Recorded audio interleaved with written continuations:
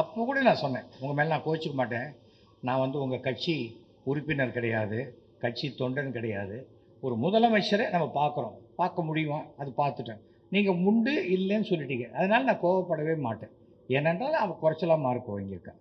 ஆனால் அஸ்ட்ராலஜர் சொன்னார் இவர் டாக்டர் ஆகிடுவான்னு அப்படின்னு. அவர் எப்படி ஆவார் அப்படின்னார், தெரியல.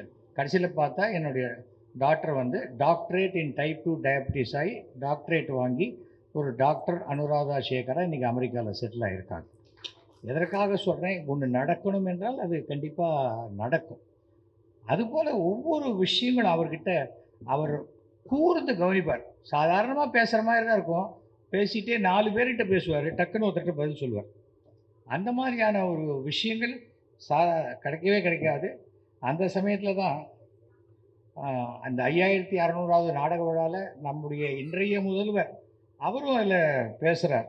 அதில் சொல்கிறாரு, நாடகத்தில் மட்டும் இல்லை, நேரில் பார்க்குற நேரத்தை கூட அவர் நம்மளெல்லாம் சிரிக்க சிரிக்க மகிழ்ச்சி அடையக்கூடிய பேசுவார். ஆனால் எந்த கட்சியும் சேராத ஒரு அடையாளத்தை இன்றைக்கி காட்டிக்கிட்டு இருந்தாலும் அவர் உள்ளத்தில் தலைவர் கலைஞர் அவர்கள்தான் தனக்கு தலைவர் என்ற நிலையிலேயே அவர் இருந்து கொண்டிருப்பது எனக்கு ரொம்ப சந்தோஷமாக இருக்குது அப்படின்னார். என்னை கட்சியை விட்டு எடுத்தாங்க. என்ன காரணத்துக்கு எடுத்தாங்கன்னா, நான் அன்றைக்கி நானும் அனிதா ராதாகிருஷ்ணனும் திமுகவில் போய் சேருவோன்னு. அனிதா ராதாகிருஷ்ணன் சேர்ந்தார், நான் சேரலை. ஏனென்றால் எனக்கு டக்குன்னு ஒரு கட்சி மாறி மாறி போகிறது எனக்கு விருப்பம் இல்லை. அதுக்கு பதிலாக எந்த கட்சி, எப்போ நான் மயிலாப்பூரில் நான் எம்எல்ஏ இல்லை, எனக்கு மயிலாப்பூரில் வேலை ஆகணும், வேலை இருந்தும் எம்எல்ஏ இருக்கார் வேலு, அதுக்கப்புறம் என்ன வேணும், அவ்வளோதான். எம்பி இருக்காங்க தமிழச்சி, அவ்வளோதான். அதுதான் எல்லா இடத்துலையும் நானே இருக்கணுங்கிற அவசியம் எனக்கு கிடையாது. அதை வந்து நன்றாக புரிந்து கொண்டதுனால அவர் பேசினார். அப்படிப்பட்ட ஒவ்வொரு விஷயத்தையும் பார்த்திங்கன்னா அவரை பற்றி நான் சொல்லலாம், சொல்லிகிட்டே போகலாம், எவ்வளோ விஷயங்கள் அப்படி இருக்கக்கூடிய விஷயங்கள். ஆனால் அவர் என்னை பாராட்டினதில் வந்து ஹையஸ்ட்டு வந்து அந்த ஒரே ஒரு இதுதான், அந்த 5600வது நாடக விழா அன்றைக்கி வந்து சாயங்காலம் 6 மணிக்கு ஆரம்பிக்கணும். அப்போ கொஞ்சம் ஹெல்த் அவருக்கு கொஞ்சம் இதுவாகிடுச்சு.